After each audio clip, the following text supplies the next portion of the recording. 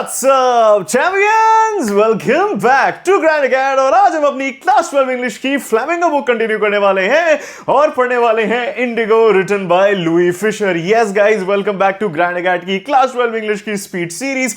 अगर आपको speed series नहीं पता तो ये इंटरनेट पे सबसे ज्यादा क्विक मतलब कि क्विकेस्ट, मोस्ट एफिशिएंट और बेस्ट वे है अपनी क्लास 12 इंग्लिश सिलेबस को कंप्लीट करने का। अभी के अभी ग्रैंड अकेड को सब्सक्राइब कर लो, इस वीडियो को एंड तक देखना, बढ़िया तरीके से मैं आपको एक चैप्टर समझा दूंगा। My name is Ritvik, Ramjas college से इंग्लिश ऑनर्स करी है, बढ़िया बढ़िया नंबर लाके आया हूं और पिछले हाफ अ डेकेड से ज्यादा से इंग्लिश पढ़ाते हुए आ रहा हूं। वीडियो को एंड तक देखना है अगर आपको चैप्टर अच्छी तरीके से समझना है। Be sure to check out the links in the pin comment and description, वहां पे बहुत सारे रिसोर्सेज आपके लिए अवेलेबल है। So without wasting any more time शुरू करते हैं। Indigo written by whom? Written by Louis Fischer. Okay, ये जो चैप्टर है ये शुरू होता है with Louis Fischer's visit to Gandhi ji's ashram in 1942। ये बात ध्यान रखना, लुई फिशर गांधी जी की एक टेल के बारे में, उनके लाइफ इवेंट के बारे में लिख रहे हैं और उनको इस लाइफ इवेंट के बारे में पता चलता है 1942 में जब वो उनके आश्रम में जाते हैं। This is a point to be noted where Gandhi ji recounts a meeting, मतलब वो एक मीटिंग को याद करते हैं और लुई फिशर को बताते हैं जो टेक प्लेस करी थी इन 1916। सो ये चैप्टर के जो इवेंट्स हैं, majority of them और 99% of them are taking place 1916 या 1916 के बाद। During the annual convention of the Indian National Congress in Lucknow in December 1916, a peasant named Rajkumar Shukla approached Gandhi ji। एक annual convention का मतलब होता है एक ईयरली मीटिंग, किसकी? इंडियन नेशनल कांग्रेस की, जो टेक प्लेस करती है दिसंबर 1916 में। ये कहां हो रही थी? ये लखनऊ में हो रही थी और इस चीज की खबर पहुंच जाती है to a man named Rajkumar Shukla और वो गांधी जी से मिलने लखनऊ निकल पड़ते हैं। शुक्ला पुअर और इमैसिएटेड थे। पुअर और इमैसिएटेड का क्या मतलब है? पुअर का मतलब तो आपको पता है, गरीब होना। इमैसिएटेड का मतलब होता है कि उनकी बॉडी इतनी फ्रेल, इतनी स्किनी थी as a result of him being poor, because अगर उनके पास पैसे नहीं है वो पेट भर के अपना भोजन नहीं कर सकते। तो basically this shows his financial condition. He was illiterate, मतलब वो लिख नहीं सकते थे, पढ़ नहीं सकते थे, लेकिन उनके अंदर एक रिजॉल्व था। वो एक शेयर क्रॉपर थे चंपारण से, चंपारण बिहार का रीजन है, who had come to the session to complain about the injustice of the landlord system. तो इधर हमें चैप्टर का एक बेसिक प्रेमिस पता चलता है on the first slide of the speech series. एक इंसान थे जिनका नाम था राजकुमार शुक्ला, वो गांधी जी से मिलने लखनऊ आते हैं। वो इलिटरेट तो थे लेकिन उनके अंदर एक जज्बा था, रिजॉल्व था कि वो कुछ करें about the injustice of the landlord system. Landlord system जो हम बाद में डिस्कस करेंगे इस चैप्टर का मेनी वेज में एक सेंट्रल पॉइंट या फोकल पॉइंट है। आप इंडिगो के कोई भी आंसर अगर बोर्ड एग्जाम में आते हैं without understanding the premise of the landlord system and the share cropper agreement आपसे सॉल्व नहीं हो पाएंगे। तो जैसे जैसे ये चैप्टर प्रोसीड कर रहा है मैं आपको एक्सप्लेन करता रहूंगा और बिल्डअप देता रहूंगा, तो उस बात को ध्यान से समझ लेना। All right, the arrival of the resolute peasant. Resolute peasant कौन है? Rajkumar Shukla. He begged Gandhi ji to come to his district to help. Gandhi ji having an appointment in Kanpur. Kanpur क्या था? British name of what is now known as Kanpur in Uttar Pradesh.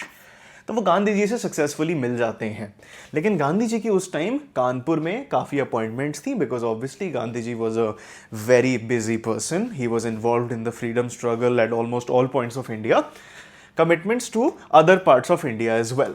तो उन्होंने बताया यार मुझे कानपुर जाना है, उसके बाद मुझे इधर उधर जाना है, कैलकाटा जाना है। Initially told Shukla he was busy. तो जब शुक्ला की पहली बार मुलाकात होती है गांधी जी से, तो गांधी जी सोचते हैं मुझे अभी कानपुर जाना है, मुझे अलग अलग पार्ट्स ऑफ इंडिया जाना है, I can't help you right now, I am very occupied, but let me see what I can do for you. However Shukla followed him everywhere for weeks, never leaving his side, showing great tenacity. Tenacity is similar to the word we heard before this and we explained before this. Resolve, किसी के अंदर resolute होना, resolve होना, एक जज्बा होना कि ठीक है भाई, conditions are tough, I have the perseverance to do something. Rajkumar Shukla बहुत ज़्यादा मोटिवेटेड था to do something about the landlord system. एक बार जब गांधी जी ने उन्हें मना कर दिया तो बहुत लोग बोलेंगे ठीक है यार, बिजी हैं, आई कैन अंडरस्टैंड, चलो मैं वापस बिहार चला जाता हूँ, मेरे को क्या करना है। लेकिन राजकुमार शुक्ला में, despite not being educated, despite not having money, he had something जो मोस्ट लोगों में नहीं होती, जज्बा। ठीक है, passion, he had commitment towards his causes and I think that's something we can really learn from Rajkumar Shukla. Perseverance होनी बहुत ज़्यादा इंपॉर्टेंट है my dear champions. अगर हम क्लास 12 इंग्लिश में चैप्टर्स नहीं समझ सकते, इसका मतलब ये नहीं है कि हमारे अंदर वो एबिलिटी नहीं है. श्योर हमें ज़्यादा टाइम लग सकता है, लेकिन हमें कभी भी उस चीज़ को छोड़ नहीं देना चाहिए, त्याग नहीं देना चाहिए, जज्बे से आगे बढ़ते रहना चाहिए. और ये कमिटमेंट हमें उनमें दिखती है. वो हर जगह जहां गांधी जी गए, हफ्तों हफ्तों तक राजकुमार शुक्ला चलते गए. कभी भी उन्होंने उनकी साइड नहीं छोड़ी. साइड नहीं छोड़ी इसका मतलब क्या है? जहां गांधी जी जा रहे थे उसके साइड में राजकुमार शुक्ला चल रहे थे? नहीं. साइड ना छोड़ने का मतलब है कि जैसे उनके ट्रैवल पाथ्स थे, उसी ट्रैवल पाथ पे राजकुमार शुक्ला चल रहा था. Showing great tenacity. इसको देख के ना गांधी जी ने सोचा, यार ये इंसान इतना कमिटेड है और कोई रैंडम चीज़ों के लिए तो कमिटेड नहीं होगा. रैंडम चीज़ें मतलब कोई मेरे को लॉलीपॉप या फिर एक खाना खिलाने के लिए तो हर जगह फॉलो नहीं करेगा ना. शायद इसकी बात में कुछ मेरिट है. अगर आपका कोई दोस्त है, वो आपको बार बार बोलता रहता है मुझे तेरी ज़रूरत है कल, मुझे तेरी ज़रूरत है कल, मुझे तेरी ज़रूरत है कल. आप मना कर दोगे, बोलोगे हाँ इसे मैगी खाने जाना होगा. लेकिन जब वो 6-7 बार बोलेगा, आप सोचोगे यार मैं इसे पूछता हूँ क्या तू ठीक है, क्या हो गया तेरे साथ. बिकॉज अगर कोई इतना आपको बॉदर पेस्टर कर रहा है, बार बार आपसे बात करने की कोशिश कर रहा है, मोस्ट केसेस में, नॉट ऑल केसेस में, कुछ बहुत इंपॉर्टेंट चीज है जिससे वो आपकी हेल्प रिक्वायर करते हैं. ठीक है. However, Shukla followed him everywhere for weeks, never leaving his side, showing great tenacity.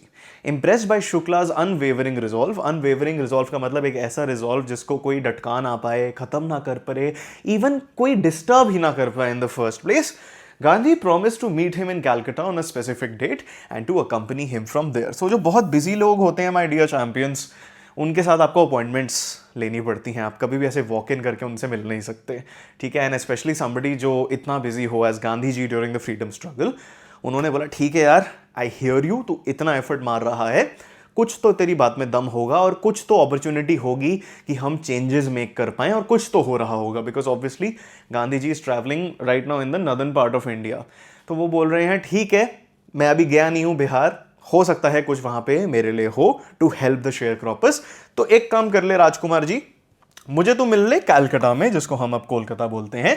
उन्होंने राजकुमार शुक्ला को एक डेट दे दी और बोला कि ठीक है, उस डेट पे मुझे उधर मिल ली हो और जहां भी मैं कैलकाटा से आगे जाऊं मेरे को अकंपनी करता रही हो. बिकॉज बात करने का, रुकने का समय नहीं है मेरे पास. अगर तेरे को मुझसे बात करनी है तो तेरे को चलते चलते बात करनी पड़ेगी. इट्स लाइक आप किसी से ऊबर में बात कर रहे हो, आपने ऊबर कैब बुक करी है, आप कॉन्स्टेंटली बिजी हो, आप किसी से रुक के बात नहीं कर सकते, तो आप कहते हो ठीक है मैं अभी कैब में बैठा हूँ, बस में बैठी हूँ, तब मैं बात कर लेता हूँ. Because you are very occupied.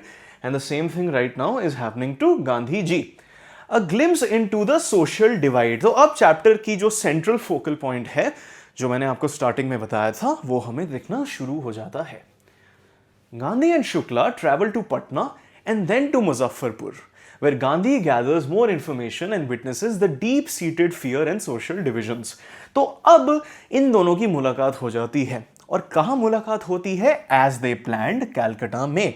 And Calcutta में जब उनकी बात होती है, थोड़ी वार्तालाप होता है, बात करते करते गांधी जी को समझ आ जाता है ये मैटर क्या है. So they board a train to Patna. Patna कहाँ है? बिहार में है. और आज पटना बिहार का कैपिटल है. वहां पे मतलब पटना पे शुक्ला की मुलाकात होती है. इनफैक्ट शुक्ला खुद गांधी जी को लेके जाते हैं और उनसे मिलवाते हैं. किससे मिलवाते हैं? राजेंद्र प्रसाद जी से. Now we understand that Shukla was the middleman that led to the meeting of Gandhi ji and Rajendra Prasad ji. Rajendra Prasad ji कौन है? जो कांग्रेस में बहुत ज़्यादा इंपॉर्टेंट फिगर बन जाते हैं और later on president of India भी बन जाते हैं. वहाँ पे servants, knowing Shukla as a persistent peasant, allowed men to stay on the grounds, assuming Gandhi was just another peasant. तो जब वो उनको पटना लेके जाते हैं, वहाँ पे जो उनके अराउंड सर्वेंट्स होते हैं, जो इधर उधर रह रहे होते हैं, उनको पता होता है कि जो शुक्ला है वो हमारे लिए बहुत ज़्यादा एफर्ट्स पुट कर रहा है, हमारी कम्युनिटी का ही वो पार्ट है, वो समझता है कि जो भी चीज़ें यहाँ पे हो रही हैं वो गलत हो रही हैं. The servants, knowing Shukla as a persistent peasant, allowed both men to stay on the grounds, assuming Gandhi was just another peasant. तो जब राजेंद्र प्रसाद को गांधी जी मिलते हैं वहां पे ऑब्वियसली राजकुमार शुक्ला होते हैं, तो वो जो फिजिकल लोकेशन है, आप कोई वहां पे ऑफिस मान लीजिए, कोई घर मान लीजिए, जो भी आपको मानना है, वहां के जो सर्वेंट लोग हैं वो जानते हैं कि जो शुक्ला है वो एक परसिस्टेंट पेजेंट है, ठीक है, वो अपना काम कराने इधर आता है, अपनी चीज़ों को पुट फॉरवर्ड करने इधर आता है, ये तो ठीक पेजेंट है। They allowed Gandhi ji and Shukla to stay on the ground, मतलब उन्होंने कहा ठीक है यार आप रह सकते हो इधर, but in that assumption was the assumption that Gandhi ji भी एक अलग पेजेंट ही हैं। तो इस टाइम पे हमें पता चलता है कि गांधी जी की इतनी फेम नहीं हुई थी in the region of Bihar in 1916 because people did not know Gandhi for who he was. यहां पे वो अज्यूम कर रहे हैं कि ये राजकुमार शुक्ला के जैसा ही एक पेजेंट है। नाउ आप कहोगे sir why are they assuming that? Number one assumption का रीजन हो सकता है कि वो राजकुमार शुक्ला जो एक पेजेंट है उसके साथ ही आया है। क्या होता है कि सोशल क्लासेस में आज भी इंटरलिंकिंग बड़ी कम होती है, people want to stay with in their social confinements, और उनको लगता है कि अगर वो सो कॉल्ड लोअर क्लास से बात कर लेंगे तो उनके लिए गलत है या फिर उनकी रेपुटेशन को हार्म हो रहा है, which is absolutely inhumane and I do not agree with this in any way shape और फॉर्म। लेकिन आपको पता है बचपन से हम सुनते हुए आ रहे हैं कि गांधी जी अपने आप को कैसे ड्रेस करते थे। सो उन्होंने बहुत मिनिमल खादी के कपड़े पहने हुए हैं, ठीक है, यू कैन अज्यूम कि वो इंडियन वेयर ही पहन रहे हैं। He is not really trying to look a certain way, जैसे वो पहले लुक करते थे जब वो साउथ अफ्रीका में एक लॉयर होते थे जो इंग्लिश एजुकेटेड थे। सो उनका जो मिनिमल ऑलमोस्ट ब्रोक अटायर था वो लोगों को अज्यूम करवा देता था कि ये तो एक पेजेंट ही है, and that is why they assume कि just like Rajkumar Shukla Gandhi ji is also a peasant जो राजेंद्र प्रसाद से मिलने आया है। The servants did not permit Gandhi to draw water from the well, fearing that he might be a quote unquote untouchable and thus pollute the entire source. तो यहां पे हमें untouchability की प्रथा में एक ग्लिम्स मिलता है। अनटचेबिलिटी की प्रथा आपको पता ही है कि जो अपर कास्ट के लोग हैं वो एनफोर्स कर रहे हैं कि भाई अगर तू हमारे साथ कहीं पे भी एक विलेज में है या हमारी विसिनिटी में है, हमारे आसपास रहता है, जो विलेज का वेल है, मतलब जहाँ से पानी निकाला जाता है, वहाँ से तू पानी नहीं पी सकता क्योंकि you are of a lower caste, so तू अनटचेबल है और तू हमारा पानी शेयर नहीं कर सकता, बिकॉज अगर तूने हमारे पानी को छू दिया या हमारे पानी से पानी पी लिया तो वो पानी गंदा हो जाएगा, मतलब पल्यूट हो जाएगा। तो यहाँ पे अनटचेबिलिटी की प्रथा को बताया जा रहा है, कैसे वो इन्फोर्स हो रही थी इन 1916 इन पटना। तो यहाँ पे हमें पता चलता है कि कितनी ज्यादा स्टीरियोटाइप्स पैदा हो चुके थे। अगर कोई मिनिमल ड्रेसिंग में है तो लोग उसकी आइडेंटिटी, उसकी ऑक्यूपेशन, उसकी कास्ट को अज्यूम कर लेते थे, विच शोज कि उनके दिमागों में बहुत ज़्यादा रिजिड सोशल हायरार्कीज थी कि अगर कोई ऐसा दिखता है तो उसकी इकोनॉमिक क्लास और उसकी सोशल कास्ट ऐसी होगी, और अगर कोई उसका बिल्कुल ऑपोजिट दिखता है तो वो इससे बिल्कुल नीचे होगा, विच शोज कि उस टाइम पे भी we were not just dealing with the British rule, we were also dealing with the social evil of untouchability and caste discrimination. Patna से गांधी जी एक बिहार के रीजन में ही जाते हैं जिसका नाम है Muzaffarpur, to get a complete picture of the situation. वहां पे उनकी मुलाकात होती है प्रोफेसर जेबी कृपलानी से, जो उन्हें वेलकम करते हैं मुजफ्फरनगर में, और एक लार्ज बॉडी ऑफ स्टूडेंट्स, क्योंकि ये प्रोफेसर थे तो इनके ही स्टूडेंट्स उनके साथ वेलकम करते हैं। कहां पे? रेलवे स्टेशन पे। गांधी जी प्रोफेसर मलकानी के घर में रहते हैं जो एक गवर्नमेंट स्कूल के टीचर थे। अब आप पूछोगे सर यहां पे गवर्नमेंट स्कूल के टीचर को प्रोफेसर क्यों बोला जा रहा है? गेस मारो कमेंट्स में। This is not important for the chapter but I want you to take a guess in the comments, which Gandhiji noted was an extraordinary thing in those days, क्योंकि Indians जो smaller localities में रहते थे were very afraid to show sympathy for the advocates of home rule. Patna से गांधी जी मुजफ्फरपुर जाते हैं जो बिहार में एक रीजन है, to get a more complete picture of the situation. तो पटना में उन्हें काफी चीजें पता चल जाती हैं about the landlord share cropper agreement and उनके अराउंड जो फियास्को, जो प्रॉब्लम्स हैं, और थोड़ा और बारीकी से समझने के लिए, थोड़ी बिग पिक्चर समझने के लिए वो सिटी से जो पटना है एक स्मॉलर प्लेस में जाते हैं इन रीजन एंड पॉपुलेशन जो है मुजफ्फरपुर। वहां पे उनकी मुलाकात होती है और वेलकम किया जाता है by whom, by professor J B Kripalani and a large body of students at the railway station. उनका वेलकम कहां होता है? रेलवे स्टेशन पे। उनका वेलकम कौन करता है? याद रख लो, professor J B Kripalani and a large body of students. Obviously इसका मतलब है कि वो प्रोफेसर जी जो हैं अपने स्टूडेंट्स के साथ उनका वेलकम करने आए हैं। मुजफ्फरपुर में वो रहते हैं at the home of professor Malkani, जो एक गवर्नमेंट स्कूल के टीचर थे। जो गांधी जी ने नोट किया, एक एक्स्ट्रा ऑर्डिनरी चीज थी उन दिनों में कब? 1916 में, as Indians in smaller localities were afraid to show sympathy for advocates of home rule. तो यहां पे वो कह रहे हैं कि not only was I greeted by professors and greeted by students, मेरे को एक इंसान के घर में रुकने की इजाजत दी गई। और वो इंसान कौन था? वो एक गवर्नमेंट स्कूल टीचर था, मलकानी। उस टाइम गवर्नमेंट किसकी थी? ब्रिटिशर्स की थी। ठीक है, ब्रिटिशर्स की थी। ऑल्सो मैं आपको एक बात बता दूं, ब्रिटिशर्स भी एक इंडियन वर्ड है।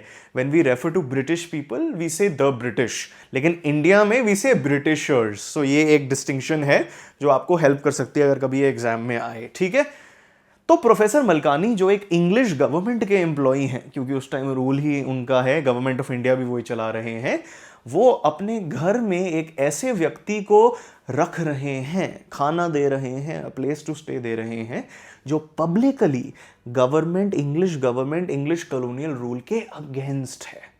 और उनको ये बात एक्स्ट्रा ऑर्डिनरी लगती है। एक्स्ट्रा ऑर्डिनरी का मतलब something that is not normal, something that is not ordinary in any sense. और उन्हें ये क्यों एक्स्ट्रा ऑर्डिनरी लगती है? क्योंकि इंडियंस स्पेशली जो स्मॉलर लोकेलिटीज में रहते थे, पटना तो मैंने आपको बताया बड़ी सी सिटी थी, आज भी है, कंपैरिजन में मुजफ्फरपुर एक स्मॉलर लोकेशन है, were afraid to show sympathy for advocates of home rule. उस टाइम पे जो छोटे छोटे जियोग्राफिकल रीजन्स में इंडियंस रहते थे, वो बहुत ज़्यादा डरते थे कि भाई हम कैसे सपोर्ट कर दें पब्लिकली ऐसे इंसानों को जो भारत को आज़ाद बनाना चाहते हैं। सो उस फियर के बावजूद भी प्रोफेसर मलकानी उनको अपने घर में रखते हैं। And this is something that can come as 2 marker question in your board exam. तो प्लीज इंश्योर कि आपने हर एक चीज यहां पे समझ ली है। All right, let's proceed to the next slide. The legal system. अब गांधी जी इस स्लाइड में हम लर्न करेंगे, ब्रीफ किए जाते हैं, मतलब उनको इंफॉर्मेशन मिलती है, छोटी सी समराइजेशन मिलती है बाय द मुजफ्फरपुर लॉयर्स। तो वो मुजफ्फरपुर में कई लॉयर्स से बात करते हैं जो इन शेयर क्रॉपर अग्रीमेंट्स के अराउंड केसेस लड़ रहे हैं और पेजेंट्स को रिप्रेजेंट कर रहे हैं, and criticises their approach to the share croppers plight. कि भाई जो उनकी प्लाइट मतलब जो उनकी प्रॉब्लम्स है, जो उनकी सफरिंग है, जैसे आप उनसे डील कर रहे हो ना भाई, वो बहुत अलग है, बहुत गलत है। ये वो बोलते क्यों हैं, चलो समझ लेते हैं। As news of Gandhiji's arrival into where? In Muzaffarpur and mission spread. Mission क्या था उनका? To understand and to help the sharecroppers deal with the landlords' land sharing agreement. Sharecroppers and lawyers from Champaran arrived to brief him.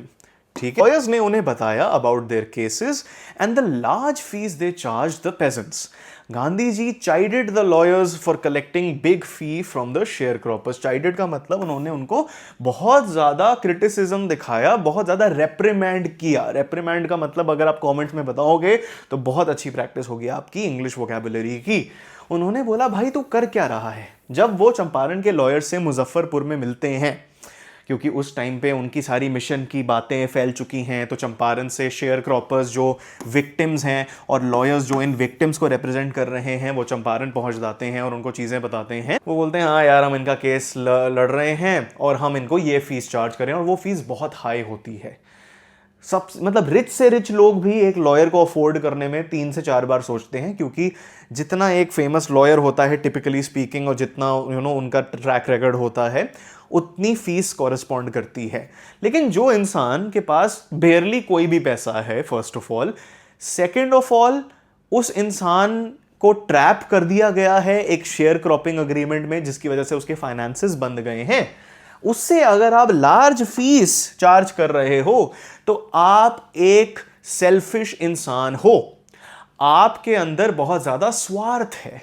तो ये गांधी जी उन्हें बताते हैं, उन्हें child करते हैं कि भाई तुम कर क्या रहे हो, पैसे के लालच में तुम लोगों की जिंदगियों को रोक रहे हो। एक बार सोचो क्या फायदा है आपकी एजुकेशन का, क्या फायदा है आपका इनके केसेस लड़ने का, जब आपको तो सिर्फ अपनी रकमें को जस्टिफाई करना है। तो फिर गांधी जी बोलते हैं भाई ये किस नाम का लीगल सिस्टम है। उन्होंने सब कुछ सुन के अपनी कंक्लूजन बता दी कि भाई मैं ये समझ में आया मुझे कि आपको तो लॉ कोर्ट्स जाना ही नहीं चाहिए। लॉयर हो, शेयर क्रॉपर हो, भाई कुछ फर्क नहीं पड़ता, आप लॉ कोर्ट्स में जाना बंद कर दो क्योंकि उससे कुछ होने नहीं वाला है। ही आर्ग्यूड कि लीगल फाइट अगर आप जाके कोर्ट्स में लड़ो इसके अगेंस्ट, शेयर क्रॉपिंग अग्रीमेंट के against, it is going to do little good for people who were so crushed and fear stricken। मतलब उन्होंने ये कहा कि ठीक है भाई लड़ लो अगर आपको चैलेंज करना है इस अग्रीमेंट को कोर्ट्स में, लेकिन अगर आप कोर्ट में किसी चीज को लड़ते हो, किसी चीज से लड़ते हो, याद रखना कि ये जो चीज है at the end of the day ये एक फाइट ही तो है। लेकिन एक फाइट लड़ने से उनका क्या होगा, उन लोगों को क्या होगा जो ऑलरेडी क्रश हो चुके हैं, जो ऑलरेडी ओप्रेस हो चुके हैं, जिनके अंदर सारी की सारी एनर्जी सैप कर दी गई है, उनका सारा रिजॉल्व तोड़ दिया गया है और जिनके अंदर डर पैदा कर दिया गया है कि इन अथॉरिटीज कुछ भी कर सकती हैं आपके साथ। एंड दैट इन लोगों के लिए, इन शेयर क्रॉपर्स के लिए जो रियल रिलीफ होगा was not to be free from the agreement. अगर वो हर बार जाके लीगल कोर्ट्स के चक्कर काटते रहेंगे और वो देखते रहेंगे जज भी तो उनका ही है, क्या करेगा हमारा, वो एक लूप में फंस जाएंगे जो डिसअपॉइंटमेंट पैदा करता रहेगा। तो उन्होंने कहा असली रिलीफ क्या है, फ्री होना फियर से, इस डर से, फियर से निकलना, यही रियल रिलीफ है। This showed his belief that empowering the people as a whole, हर एक इंसान को स्ट्रक्चरली एम्पावर करना और फियरलेस बनाना was more important than winning individual court cases. ये पूरी जो कंक्लूजन है इससे भी 2 मार्क्स का क्वेश्चन आता है, प्लीज अंडरस्टैंड दिस थॉरली। अब इंडिगो सिस्टम के इनजस्टिस के बारे में समझ लेते हैं। तो आप बोलोगे सर अभी भी क्या कथा चल रही थी, शेयर क्रॉपिंग अग्रीमेंट आप बार बार बोल रहे थे, ये शेयर क्रॉपिंग अग्रीमेंट था क्या, ये इंडिगो से क्या लेना देना है, चैप्टर का नाम इंडिगो क्यों है, ये चीजें भी आपको 2 मार्कर क्वेश्चंस में आती हैं, तो ध्यान से सुन लो। अब ऑथर कौन है, लुई फिशर, वो डिस्क्राइब करते हैं इस ऑप्रेसिव, मतलब कि एक ऐसा चीज, एक ऐसा सिस्टम जो एक ग्रुप ऑफ पीपल या एक सेक्शन ऑफ सोसाइटी के ऊपर दबाव लगा देता है, उन्हें नीचे कर देता है, उनके ऊपर हार्म इन्फ्लिक्ट करता है। That was the root cause of the peasants misery. तो अब हमें पता चलेगा कि राजकुमार शुक्ला जैसे लोग आखिरकार किस चीज से लड़ रहे थे। In Champaran most of the fertile land, मतलब जिस पे कोई चीज या प्लांट या कुछ भी उगाया जा सकता है, वो डिवाइड हो चुका था इनटू लार्ज एस्टेट्स, मतलब large sections owned by Englishman which were worked by Indian tenants. तो यहां पे इंडियन टेनेंट्स का क्या मतलब है, जो लोग वहां पे जाके रेंट दे के रह रहे हैं, नहीं, टेनेंट फार्मर्स। तो आपको समझ में आ गया, ये है हमारा फर्टाइल लैंड, ड्रॉ करके दिखा देता हूं, ठीक है, ये है हमारा फर्टाइल लैंड। ओके, अब इसको डिवाइड कर दिया जाता है इनटू लार्ज एस्टेट्स। ये हो गए हमारे लार्ज एस्टेट्स, ये लार्ज एस्टेट 1 2 3 4 5, और ये अलग अलग इंग्लिशमैन ओन कर रहे हैं। यहां पे क्या ये इंग्लिशमैन ही काम कर रहे हैं फार्मिंग के लिए, नहीं, यहां पे आ जाते हैं टेनेंट फार्मर्स, मतलब people that are basically renting this particular land, और वो वहां पे जाके अपने बिजनेस को करने के लिए या अपनी लाइवलीहुड को चलाने के लिए, अपनी लिविंग करने के लिए, अपनी लिविंग अर्न करने के लिए रादर यहां पे फार्मिंग कर रहे हैं। So I hope you understood this. The main commercial crop जो इन फील्ड्स में या लार्ज एस्टेट्स में उगाया जाता था उसका नाम था इंडिगो। इनके पास एक लॉन्ग टर्म कॉन्ट्रैक्ट था जो इन शेयर क्रॉपर्स ने या इंडियन टेनेंट्स ने साइन किया हुआ था with these Englishmen. Under this long-term contract, landlords compelled all tenants to plant 3/20 या फिर 15% of their holdings with Indigo and surrender the entire Indigo harvest as rent. तो आप बोलोगे सर ये जो रेंटिंग की बात हो रही है, क्या वो इन इंग्लिशमैन को पैसे देते थे?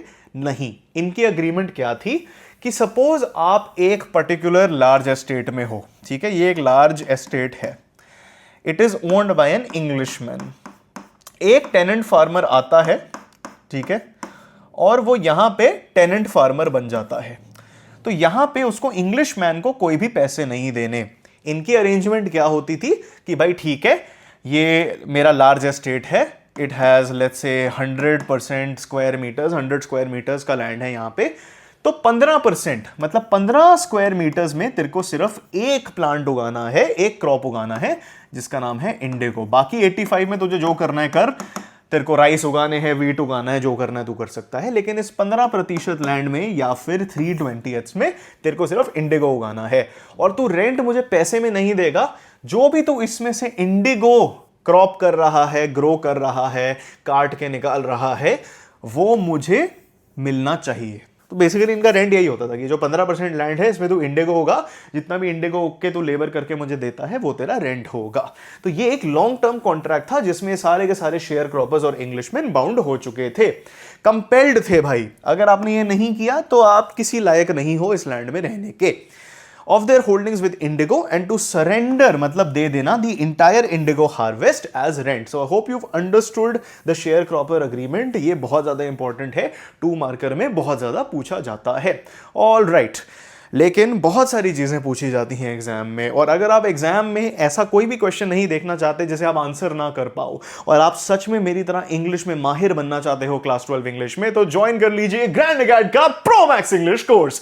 इस कोर्स में आपको भरिया बहुत बढ़िया भर भर के रिसोर्सेज मिलने वाले हैं। क्या क्या मिलने वाले हैं? मेरे पढ़े हुए, मेरे पढ़ाए हुए line by line lectures NCERT से, खुद एनसीईआरटी कभी खोलने की जरूरत ही नहीं पड़ेगी। मेरे समरी लेक्चर्स, मेरे लाइव लेक्चर्स, मेरे लाइव मेंटरशिप सेशंस, मेरे बनाए हुए नोट्स, मेरी आंसर की, मेरे सैंपल पेपर्स, इतनी बढ़िया चीजें आपको देने वाला हूं। 8 घंटे के अंदर अंदर आप लेक्चर्स देख के अपना सिलेबस कर सकते हो, फिर बाकी रिसोर्सेज देख सकते हो। सबसे बढ़िया दुनिया के best class 12 English notes, best mind maps आपको मिलने वाले हैं, आंसर राइटिंग की मास्टर गाइडेंस वीडियोस और लाइव वर्कशॉप जहां पे मैं आपको सिखाऊंगा कि भाई जितना कुछ भी पढ़ लो इंग्लिश में ऐसे लिख लो ना तो नंबर तो जरूर फ्लो करेंगे।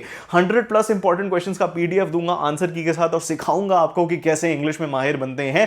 पर्सनलाइज्ड डाउट सॉल्विंग दूंगा और सबको पर्सनल स्टडी प्लान इधर मिलेगा। Check the pinned comment and description right now. इस प्रोमैक्स कोर्स को ज्वाइन कर लो, आपकी क्लास 12 इंग्लिश की जिंदगी बदल जाएगी, जज्बात बदल जाएंगे। भाई बहुत बढ़िया कोर्स है, मैं आपको बता सकता हूं, दुनिया का बेस्ट रिसोर्स है ये for class 12 English. So head to the pin comment and description right now. अब बात कर लेते हैं about the injustice of the indigo system, मतलब ये सिस्टम कितनी ज्यादा नाइंसाफी दिखाता था टुवर्ड्स द शेयर क्रॉपर्स। ये अरेंजमेंट डिस्क्राइब की जाती है एज हाईली अर्कसम, मतलब एक ऐसी चीज जो बहुत सारी कठिनाइयां पैदा करे और बहुत ज्यादा अनोइंग हो। जब लैंडलॉर्ड्स लर्न करते हैं कि जर्मनी में एक सिंथेटिक इंडिगो प्रोडक्शन की फैसिलिटी पैदा हो गई है, इसका मतलब क्या होता है? It would make natural Indigo worthless. अब आप बोलोगे सर वर्थलेस क्यों? क्योंकि देखो भाई, नेचुरल इंडिगो बहुत ज्यादा प्रेशियस था, क्योंकि it was something that is rare to find and it takes a lot of effort in growing this crop. लेकिन जब जर्मनी में टेक्नोलॉजिकल इन्वेंशन होती है और सिंथेटिक इंडिगो डेवलप हो जाता है, सिंथेटिक इंडिगो का मतलब एक ऐसा इंडिगो जिसमें ये नेचुरल प्रोसेसेस इन्वॉल्व ना हो, उन्हें समझ में आ सकता था और आ भी गया था कि भाई सिंथेटिक इंडिगो तो आराम से बनेगा, आराम से फैलेगा, इसका कॉस्ट ऑफ प्रोडक्शन लोअर होगा, तो कोई नेचुरल इंडिगो क्यों खरीदेगा हमसे, हमारे एम्पायर से।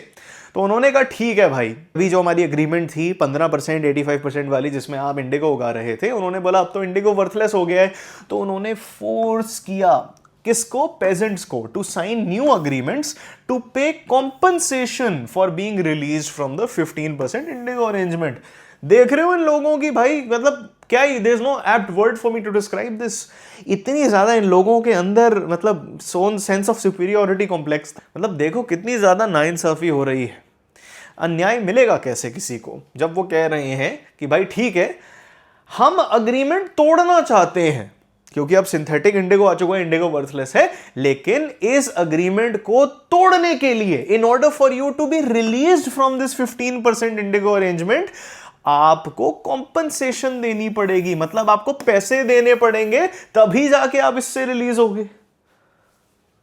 The illiterate pageants who had signed and paid the compensation later learned about the synthetic indigo and demanded their money back. अब लोगों ने ज्यादा सोचा नहीं, क्योंकि ऑब्वियसली अगर ये एक अग्रीमेंट साइन कर रहे हैं, इन लोगों को तो लिखना नहीं आता, पढ़ना नहीं आता, ये तो बस भोलेपन में बोल देते होंगे, सोचते होंगे कि हाँ ठीक है हमारे साथ कोई गलत क्यों ही करेगा। लेकिन उन्हें बाद में पता चलता है कि भाई हमने कॉम्पनसेशन तो दे दी इससे निकलने के लिए, उन्हें लग रहा होगा अच्छा अब हम खुद इंडिगो उगा लेंगे और खुद इंडिगो बेचेंगे तो हमारे पास पैसा आ जाएगा, तो उनके दिमाग में ये लॉजिक चल रहा होगा। लेकिन बाद में उन्हें पता चलता है अच्छा सिंथेटिक इंडिगो बनना शुरू हो गया तो हमारा प्लान तो गया, and then later demanded their money back. So this was the description of the way as to how they were released from this particular arrangement. But you can see that the demand for compensation makes it even more irksome, मतलब annoying and trouble पैदा करने वाली चीज।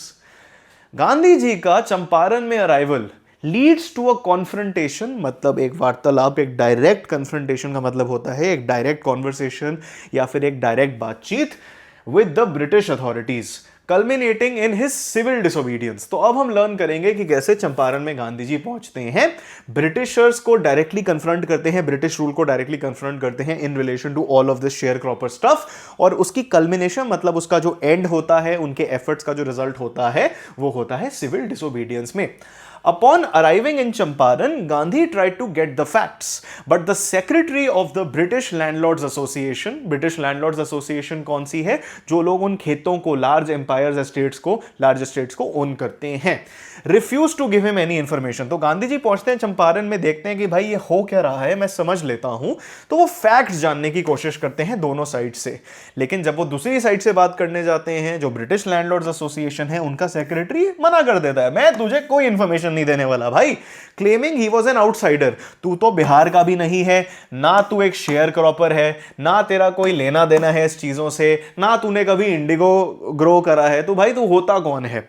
Gandhi ji then met with the British commissioner of the Tirhut division who tried to bully him and advised him to leave immediately। तो जब उनको चंपारण में कोई सक्सेस नहीं मिलता, वो तिरहुत डिवीजन में चले जाते हैं ब्रिटिश कमिश्नर से बात करने के लिए, और वो बोल देते हैं कि भाई मेरी मदद कर दे, मैं यहाँ पे इन लोगों के लिए जस्टिस लेने आया हूँ, लेकिन मुझे पता है कि मुझे दोनों साइड से चीज़ें समझनी पड़ेंगी ताकि मैं समझ पाऊँ कि ये चीज़ें इतनी जल्दी कैसे सार हो गई, खट्टी कैसी हो गई ये एग्रीमेंट।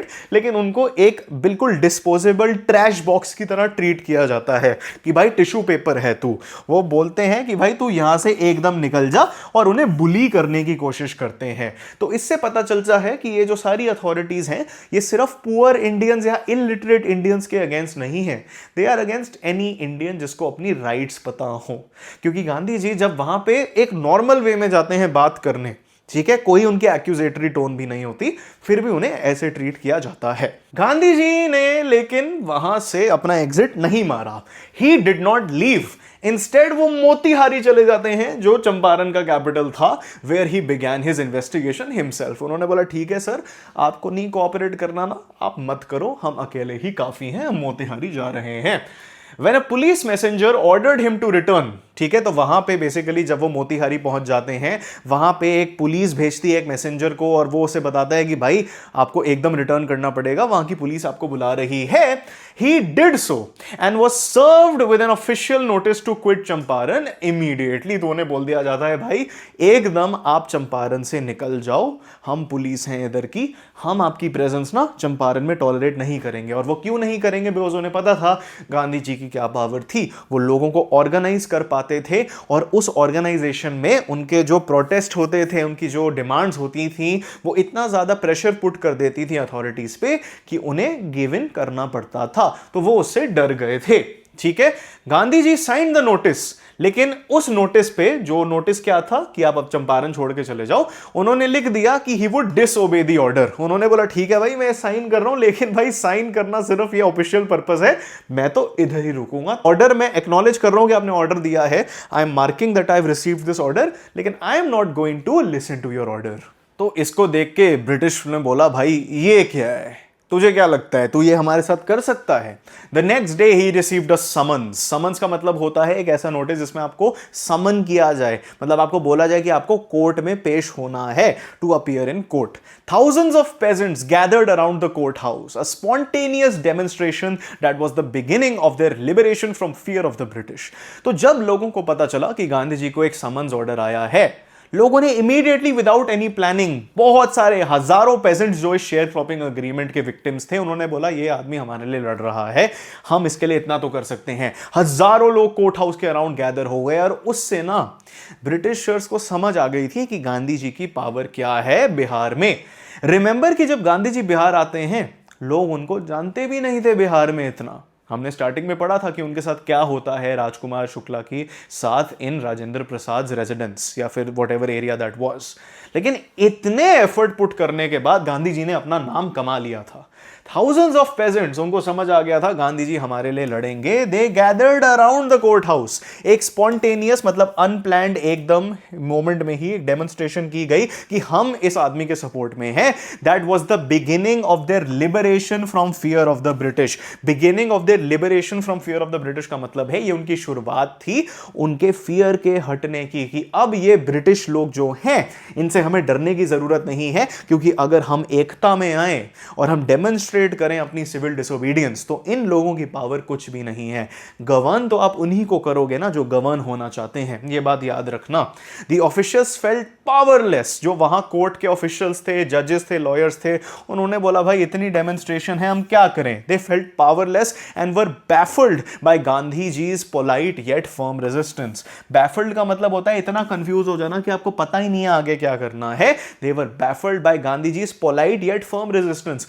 गांधी जी ने ऐसी रेजिस्टेंस नहीं करी कि वो उनको इंसल्ट कर रहे हैं, वो उनकी खिल्लियां उड़ा रहे हैं या फिर जाके वायलेंस कर रहे हैं उनके साथ। उन्होंने बस बहुत पोलाइटली बोल दिया। ये भी नहीं बोला अरे तेरे क्या ऑर्डर होते हैं, मैं तो नहीं मानू। उन्होंने बोला I would respectfully not be obeying this order because of XYZ reasons.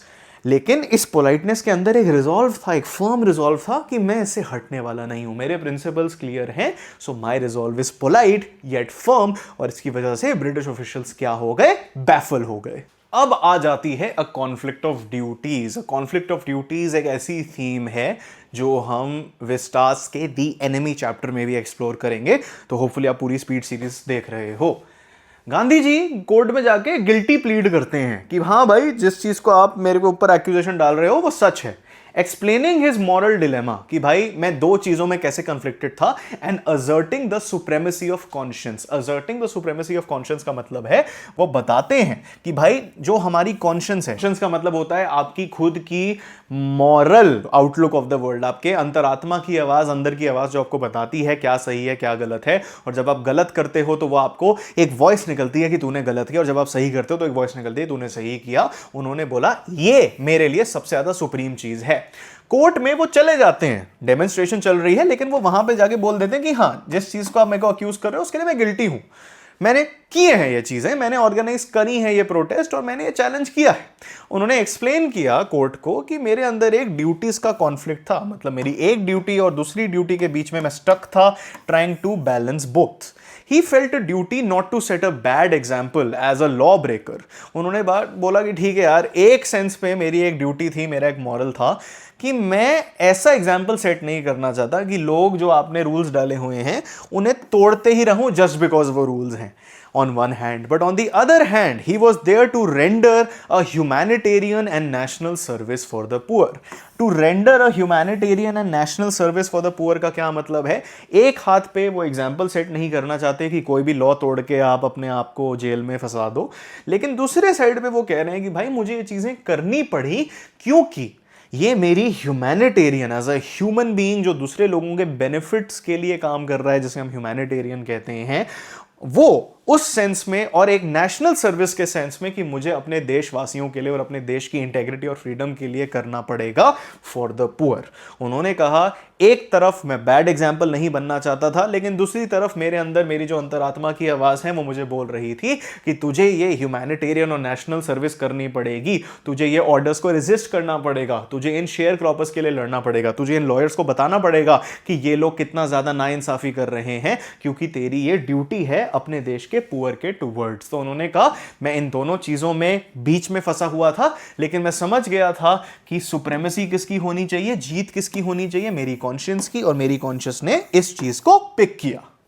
उन्होंने बोला कि मैंने ये ऑर्डर्स जो आपने मुझे दिए थे कि मैं चंपारण छोड़ के चला जाऊं, मैंने ये डिसओबे किए, मैंने ये नहीं माने, not out of a lack of respect for the authority. Basically वो डिप्लोमेटिक होने की कोशिश करके उन्हें बोल रहे हैं कि ये सिर्फ इसलिए नहीं है कि आप ब्रिटिश लोग हो और आपने मुझे निकलने का ऑर्डर दे दिया है, but in obedience to the higher law of our being, the voice of conscience. उन्होंने कहा ठीक है, आप लोगों की अभी एक लीगल अथॉरिटी है, लेकिन उससे भी एक बड़ी अथॉरिटी है of the higher law of our being, the voice of conscience. Higher law of our being का क्या मतलब है कि दुनियादारी से ऊपर जो हमारी ह्यूमेन सेंस है, जो हमें एक इंसान बनाती है और हमें अपने एनिमलिस्टिक इंस्टिंक्ट्स में नहीं रखती, जो हमें बताती है क्या सच है, क्या गलत है, क्या सही है, क्या बुरा है, क्या करना चाहिए, क्या नहीं करना चाहिए, मैंने उसे चूज किया।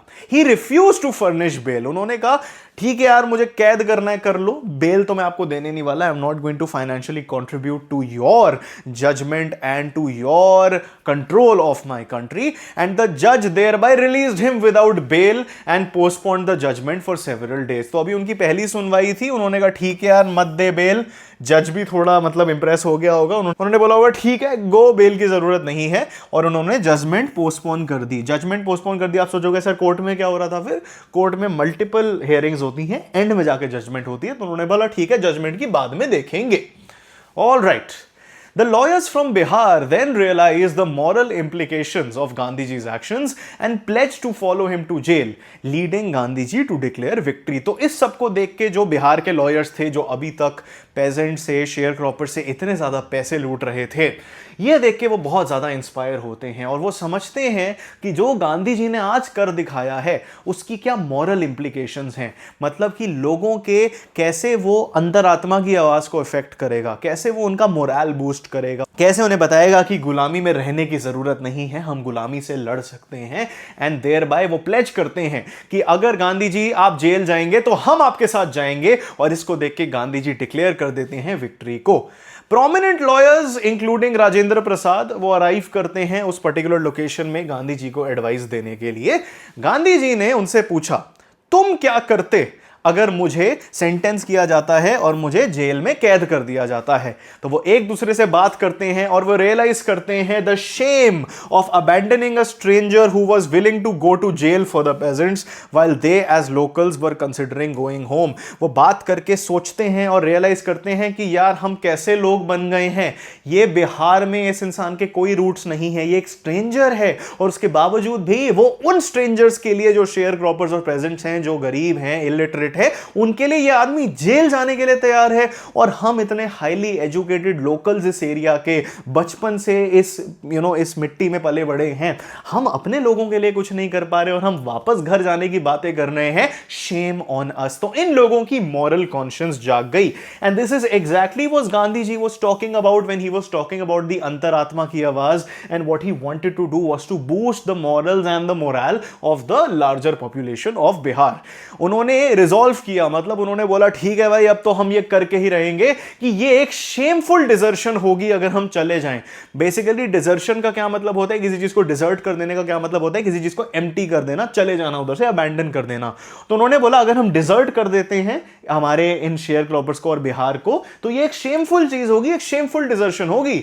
वो वापस गांधी जी के पास जाते हैं और बोलते हैं ठीक है यार अगर आप जेल जाओगे ना हम आपके साथ जाने के लिए तैयार हैं। गांधी जी फिर एक्साइटमेंट में बोलते हैं ये जो चंपारण का बैटल था ये जीत गया है। वो बोलते हैं the battle of Champaran has been won, the battle of Champaran is won. और इससे लंबे क्वेश्चन, छोटे क्वेश्चन आते हैं where you have to explain this line. अभी से वो ये क्यों कह रहे हैं? अभी तो कोई जजमेंट भी नहीं हुई है, तो why is he already saying the battle of Champaran is one? Because उनकी फिलॉसफी क्या थी? The real fear and the real thing that we have to battle is fear itself. ठीक है? I think Roosevelt also said this कि भाई असली कैद होना उन लोगों के अग्रीमेंट में नहीं है, लेकिन उन लोगों के डर में है। You do not have to fear them. You do not have to give up everything you have in servitude. तो बेसिकली फिर गांधी जी एक पीस ऑफ पेपर लेते हैं, लॉयर्स को पेयर्स में डिवाइड कर देते हैं और बोल देते हैं इस पेयर में जाके हम जेल में कैद होंगे। A few days later, the case was dropped and civil disobedience had triumphed the first time in modern India. उन्होंने इतने सारे एफर्ट्स पुट करे, रेडी हो गए थे पेयर्स में जेल जाने के लिए, लेकिन थोड़े ही दिनों बाद वो पूरा का पूरा केस ही ड्रॉप हो जाता है। मतलब कि इसकी कोई सुनवाई नहीं होनी थी, बिकॉज इसके कोई ग्राउंड्स नहीं थे।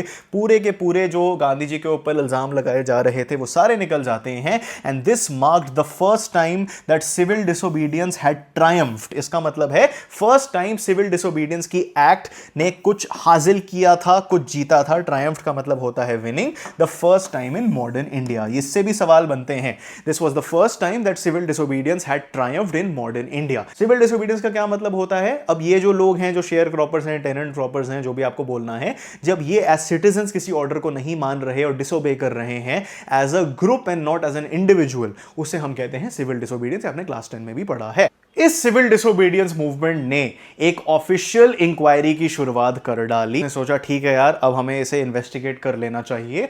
And the successful resolution of the share croppers issues, मतलब इस चीज की वजह से जो शेयर क्रॉपर्स की प्लाइट थी, जो इश्यूज थे, वो खत्म हो जाते हैं। वो भी डिबेटेड है, आगे पढ़ते हैं। Gandhi ji then focuses on the social and cultural upliftment of the peasants, कि हमने उनको लीगली इस चीज से तो निकाल दिया है, लेकिन अब हमें जो उनके ऊपर किया गया है, उसके जो रिजल्ट्स हैं, उनके पूरे मोरल के ऊपर और उनकी जो लैक ऑफ सोशल और कल्चरल स्टैंडिंग है, उन पे हमें काम करना है। केस के ड्रॉप होने के बाद गांधी जी और वो जो लॉयर्स हैं, उन्होंने एक एक्सटेंसिव इंक्वायरी कंडक्ट करी। तो ये जो इंक्वायरी हो रही है केस जाने के बाद, वो खुद गांधी जी और लॉयर्स एक साथ कर रहे हैं, taking depositions from about 10,000 peasants. Depositions का क्या मतलब होता है my dear champions? This is something that you should be mentioning in all the answers that relate to this. This is a keyword.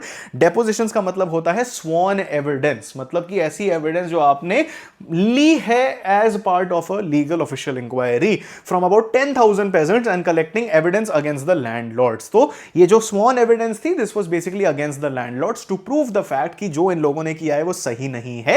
इन्होंने हमें ट्रैप किया है, पहले उस 15% वाली चीज में और फिर उस कॉम्पेंसेशन वाली चीज में।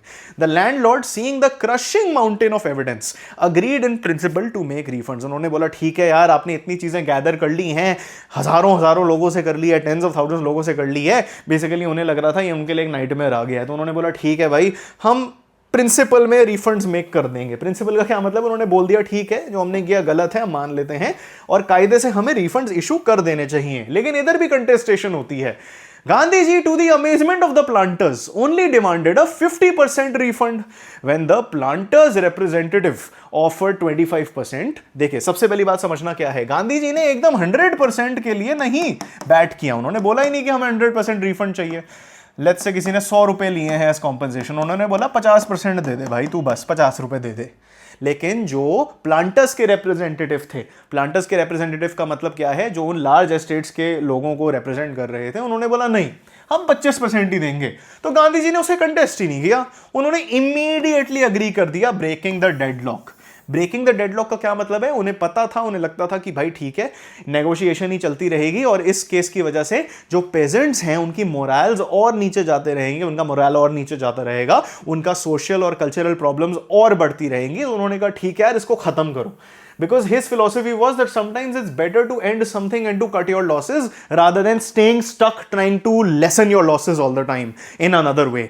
Gandhi ji then explained कि amount less important है than the fact that the landlords were obliged to surrender part of the money and with it part of their prestige। उन्होंने बोला क्या फर्क पड़ता है कि वो 100% दे रहे हैं, 50% दे रहे हैं, 25% दे रहे हैं। आप इस बात पे फोकस करो कि इन लोगों ने पहली बार ये माना है कि ये गलत है, ठीक है। It was less important than the fact that the landlords, जो एम्पायर बैक्ड थे, ब्रिटिश एम्पायर से बैग्ड थे, फर्स्ट ऑफ ऑल उन्हें ऑब्लाइज किया गया that you have to surrender part of the money जो आपने इन लोगों से लूटा है। उन्हें फोर्स नहीं, it became an obligation. And इसका मतलब क्या था? That they were not only giving part of the money that they looted but also giving part of their Prestige. Prestige का मतलब जो इनके ऊपर वो होता था, एक सर्टन सेंस ऑफ सुपीरियोरिटी कि भाई हम तो लैंडलॉर्ड्स हैं, हम तो ये हैं, हम तो वो हैं। पैसे देने का मतलब ये नहीं था कि आप पार्ट ऑफ द पैसे रिफंड कर रहे हो, इसका मतलब है you are also admitting the fact that जो आपकी प्रेस्टीज है वो भी आपसे निकल रही है। This showed the peasants that they had rights and defenders and taught them courage। Gandhi ji के लिए ये सबसे बड़ी अचीवमेंट थी कि अभी तक जो ये पेजेंट्स थे, जो ना लिख सकते हैं ना पढ़ सकते हैं, उनको लगता था कि ये लॉयर्स भी हमें कुछ हेल्प नहीं करेंगे। अब उन्हें समझ में आ गया था कि they are having some amount of rights, उनके पास भी हक है, एंड दे हैव डिफेंडर्स, लोग जो उनके लिए लड़ेंगे, जो उनकी बातों को आगे रखेंगे। और इस इंसिडेंट ने उन्हें करेज सिखा दी, उन्हें कॉन्फिडेंस दे दिया कि भाई ऐसे ही हमें कोई ट्रीट नहीं कर सकता। मान लेते हैं कि हमारे पास उतनी एजुकेशन नहीं है जो इन लोगों के पास है, लेकिन उसका मतलब ये नहीं है कि हम इंसान नहीं हैं। थोड़े ही सालों में ब्रिटिश प्लांटर्स ने अपने सारे एस्टेट्स को छोड़ दिया, त्याग दिया, अबैंडन कर दिया, और indigo share cropping as a whole disappear कर गई, because obviously we know that Germany में सिंथेटिक इंडिगो की प्रोडक्शन बहुत आगे बढ़ चुकी होगी। लेकिन गांधी जी के एफर्ट सिर्फ इंडिगो शेयर क्रॉपिंग तक लिमिटेड नहीं थे इन लोगों के लिए, और वो उधर रुके भी नहीं। वो और उनके वॉलंटियर्स ने काफी काम किया to address the cultural and social backwardness of the villages by opening primary schools and teaching rules on personal cleanliness and community sanitation. तो उन्होंने कहा ठीक है यार, इस इंसिडेंट से मुझे पता चला है कि ये जो शेयर क्रॉपर्स हैं, ये जो पेजेंट्स हैं, इनकी जो लैक ऑफ रिसोर्सेज इनके पास हैं, उसकी वजह से इनके पास काफी सारी कल्चरल और सोशल बैकवर्डनेस आ गई है। इसका मतलब है कि उनके ऊपर हमें स्ट्रक्चरल काम करना होगा, ताकि जो आगे के लोग हैं, जो इनकी आगे की पीढ़ियां हैं, वो सेम वे में ट्रीट ना हो। So he worked on the cultural and social backwardness of the villages where these people lived. उन्होंने ये कैसे काम किया, ये भी 2 मार्कर्स में आता है, bye opening primary schools and teaching rules on personal cleanliness and community sanitation. उन्होंने उन्हें बताया अपना ध्यान कैसे रखते हैं, अपने आप को क्लीन कैसे रखते हैं, अपनी विलेजेस में हमें कैसे गार्बेज डिस्पोजल करनी होती है, कैसे हम एक ऑर्गेनाइज्ड वे में रह सकते हैं। He also arranged for a doctor in the village to provide medical services, because क्या होता था, और अभी भी काफी एरियाज में होता है, कि जब भी कोई हेल्थ प्रॉब्लम होती है तो लोग बड़े अजीब अजीब तरीकों से, मतलब हमें अजीब लगता है लेकिन लोगों के लिए नॉर्मल होता है, उसे ट्रीट करने की कोशिश करते हैं।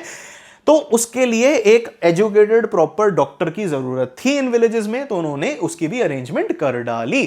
Champaran episode thereby Gandhi ji की जिंदगी में एक टर्निंग पॉइंट बन गया था।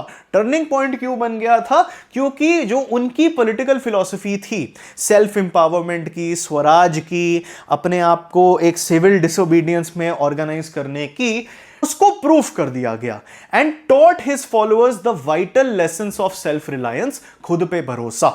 Gandhi ji considered the Champaran episode to be a turning point in his life, मतलब इस एपिसोड के बाद सब कुछ बदल गया उनके लिए। उन्होंने एक्सप्लेन किया कि जो उन्होंने उधर किया वो एक ऑर्डिनरी सी चीज थी यार, कुछ इसमें स्पेशल नहीं था। मैंने सिंपली डिक्लेयर कर दिया कि ये जो ब्रिटिश लोग हैं, ये मेरे ही देश में मुझे ऑर्डर नहीं दे सकते, मैंने सिर्फ डिसोबे ही तो किया है। It's a very simple thing to me, क्योंकि मैं किसी का गुलाम नहीं बनने आया हूं इधर। His politics he noted, his politics का क्या मतलब होता है, जो उनकी पॉलिटिकल फिलॉसफी है, जो उनके विचार हैं, वर इंटरट्वाइंड, मतलब overlapping with the practical day to day problems of the millions. उन्होंने कहा भाई मेरी फिलॉसफी ऐसी नहीं है जो एक एजुकेटेड इंसान ही समझ सकता है, या फिर जो किताबी इंसान है वो ही समझ सकता है, जो बहुत अच्छे लेवल पे कमांड रखता है लैंग्वेजेस के ऊपर वही समझ सकता है, जो सर्टेन लेवल ऑफ पॉलिटिक्स होती है। उन्होंने बोला मेरी पॉलिटिक्स जो है, जो मेरी फिलॉसफी है, मैंने इंटरलिंक करी है, मैंने कनेक्ट कर दी है with the day to day practical problems of the millions of Indians, मतलब जो रेगुलर एवरीडे इंडियंस हैं। एंड जो मेरी लॉयल्टी है वो एब्स्ट्रैक्ट आइडियाज के टुवर्ड्स नहीं है, like equality, justice, blah blah blah. My politics and my loyalties in my politics are not to abstract ideas but towards living human beings, जो जीवित लोग हैं, जो इस पॉलिटिक्स से, पॉलिसीज से और लोगों से इंपैक्ट होते हैं, इन एवरीडे कॉमन लोगों के टुवर्ड्स मेरी लॉयल्टीज लाई करती हैं। तो मैं प्रिंसिपल से पहले इन लोगों की जिंदगियों को प्रायोरिटी दूंगा। This approach aim to mould a new free Indian, मतलब अब इंडिविजुअल लेवल पे बात हो गई है कि इस अप्रोच से हम एक ऐसे इंडियन को पैदा कर पाएंगे, शेप कर पाएंगे, जो अपने खुद के पैरों पे खड़ा हो पाए। और अगर एक आदमी एक सेल्फ रिलायंट वे में खुद का चार्ज ले रहा है, और अगर ये छोटे छोटे छोटे कर करके सारे लोग कर रहे हैं, ये एक बहुत लार्ज लेवल पे सेल्फ रिलायंस को प्रमोट करेगा, सिविल डिसोबीडियंस को प्रमोट करेगा, जिसकी वजह से इंडिया फ्री बन जाएगी। तो he said it all starts with the individual. If we become self reliant, this principle was tested जब उनके लॉयर फ्रेंड्स ने कहा कि हम चाहते हैं चार्ल्स फ्रियर एंड्रयूज, जो एक इंग्लिश पैसिफिस्ट है, पैसिफिस्ट का मतलब होता है एक इंसान जो नॉन वायलेंस में बिलीव करता है, लाइक गांधी जी। तो उस टाइम कई ऐसे इंग्लिश लोग भी थे जो इन फिलॉसफी से एग्री करते थे। उनके लॉयर फ्रेंड्स कह रहे थे यार ये जो चार्ल्स फ्रियर एंड्रयूज नाम का बंदा है, ये एक पैसिफिस्ट ही तो है, ब्रिटिशर हुआ तो क्या है। उधर उनको बुला लीजिए, हमारे साथ रखो और हम चाहते हैं ये हमारी हेल्प करें। लेकिन गांधी जी ने इसे स्ट्रांगली अपोज किया, भाई ना ना ना, चाहे वो कैसा भी हो, हम किसी इंग्लिश मैन को रख के अपनी वीकनेस को एडमिट नहीं करेंगे। अगर हम एक इंग्लिश मैन को रख रहे हैं और उससे हेल्प एक्सेप्ट कर रहे हैं ना, तो इससे हमारे हार्ट की वीकनेस लिटरल सेंस में नहीं, हमारे रिजॉल्व की वीकनेस, हमारी अंतरात्मा की आवाज की वीकनेस को एडमिट कर रहे हैं। ही इंसिस्टेड कि हमें खुद पे ही रिलाई करना है इस बैटल ऑफ फ्रीडम को जीतने के लिए। This, Rajendra Prasad comments, was the lesson in self reliance. ये सारी चीजें देख के, चार्ल्स फ्रियर एंड्रूज वाली बात, सिविल डिसोबीडियंस, चंपारण एपिसोड को देख के राजेंद्र प्रसाद कहते हैं, मेरे लिए सबसे बड़ा लेसन था सेल्फ रिलायंस समझने में। This connection between self reliance, Indian independence and help to sharecroppers were all bound together. ये शुरू तो शेयर क्रॉपर्स से हुआ, लेकिन it was connected to the larger idea of self reliance which was connected to the largest idea of Indian independence. तो ये turning point क्यों था? बिकॉज इसने गांधी जी की फिलॉसफी को प्रूव कर डाला और हमें यह भी समझा दिया कि Indian independence, small episodes such as this one, the idea of self-reliance, civil disobedience, and the act of having a strong resolve conscience are all interlinked together. Indian independence तभी अचीव हो पाएगी जब ये सारी चीजें एक साथ आएंगे and they become bound together.